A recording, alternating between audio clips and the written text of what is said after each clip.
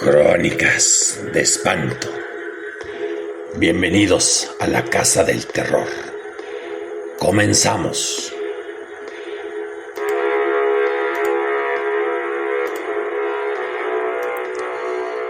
Hoy viajaremos a las costas de La Paz, Baja California Sur, a una época en la que la brujería se escondía entre sombras y muñecas de porcelana, las cuales guardaban secretos inconfesables. ¿Puede un objeto inanimado conservar el alma de un inocente? ¿Y qué sucede cuando quien lo posee no ha cruzado del otro lado? ¿Acaso una suerte de hilo invisible une al antiguo posesionario de tan preciada posesión?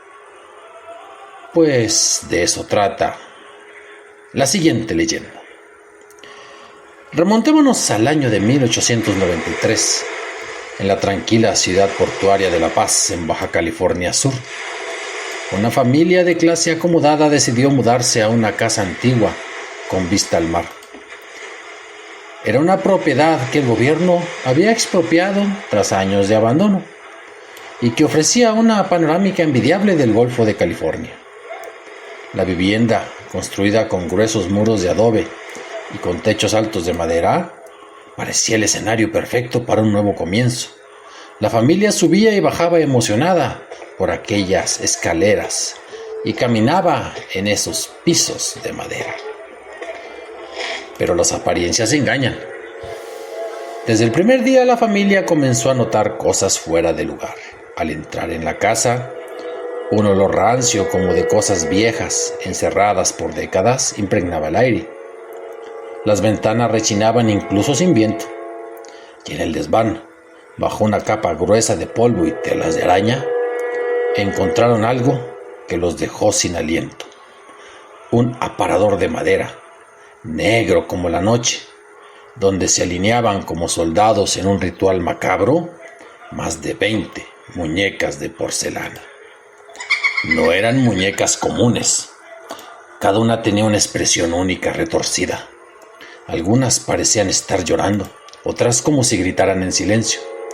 Había una con un ojo estrellado y el vestido cubierto de manchas marrones, que parecía observar a quien se atreviera a mirarla demasiado tiempo. No toque nada, dijo la madre con una voz temblorosa. Esto no está bien. Intrigados pero asustados, contactaron al ayuntamiento para reportar lo que habían encontrado, valga la redundancia.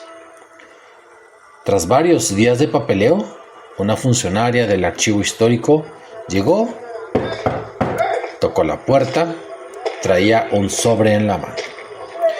Disculpen, la anterior propietaria se llamaba Nastla Pavio Novera, y lo dijo así, como bajando la voz.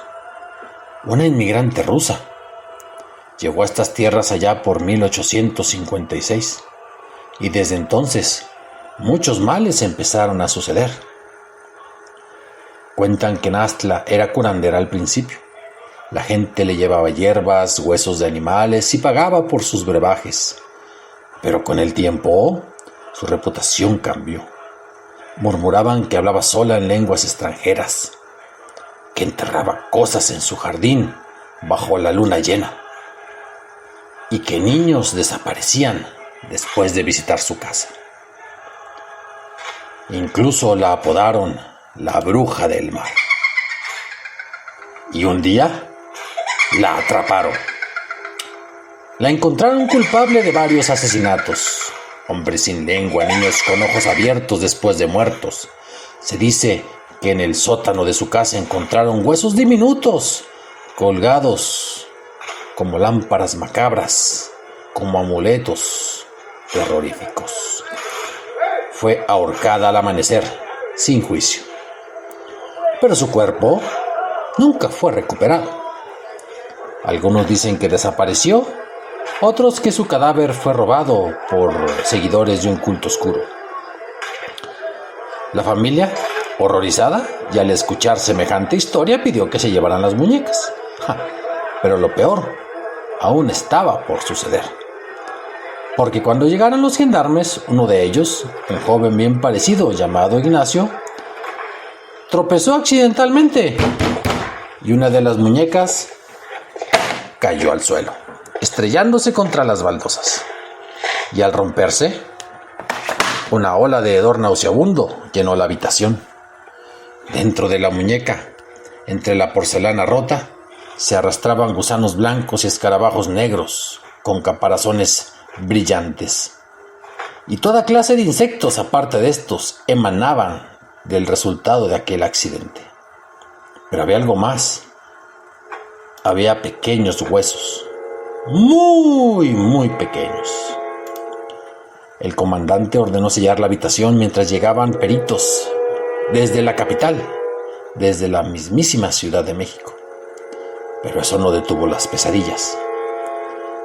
Esa noche la hija menor de la familia, Amelia, comenzó a hablar dormida. Su madre la escuchó repetir una palabra con acento extraño. ¡Pavionka! ¡Pavionka! Al día siguiente, tenía rasguños en los brazos, como si algo le hubiera arañado mientras estaba en su cama. Los análisis forenses no fueron concluyentes. Para aquella época era entendible. Algunos restos encontrados dentro de las muñecas eran humanos, otros animales. Pero lo que hizo que el archivo del caso fuera clasificado como restringido fue el hallazgo de una etiqueta con un nombre dentro de la muñeca rota. La etiqueta decía Marisol Gutiérrez, 1889. Y al revisar los archivos de las personas desaparecidas, los investigadores encontraron una coincidencia escalofriante. Una niña llamada Marisol Gutiérrez, de 8 años, había desaparecido precisamente 4 años antes, ahí cerca del puerto. Su rostro recuperado de una vieja fotografía era idéntico al de la muñeca. Desde entonces, las muñecas fueron retiradas y almacenadas en una especie de búnker bajo llave. La familia abandonó la casa semanas después. Ya nadie quiso comprarla. Dicen que al día de hoy la estructura se mantiene en pie, solitaria y silenciosa, frente al mar. Pero algunos aseguran que si pasas por ahí a medianoche, puedes oír risas infantiles apagadas, o el tenue crujido de la porcelana moviéndose sola, o quizás las carcajadas de una bruja.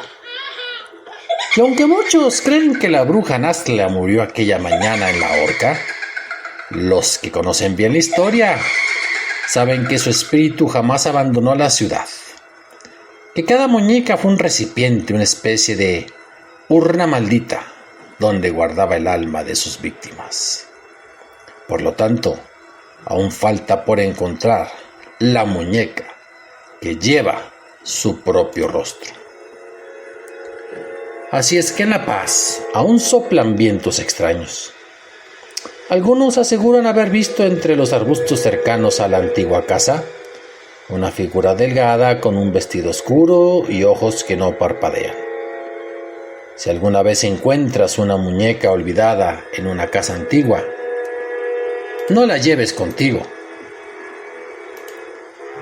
Podría estar esperándote.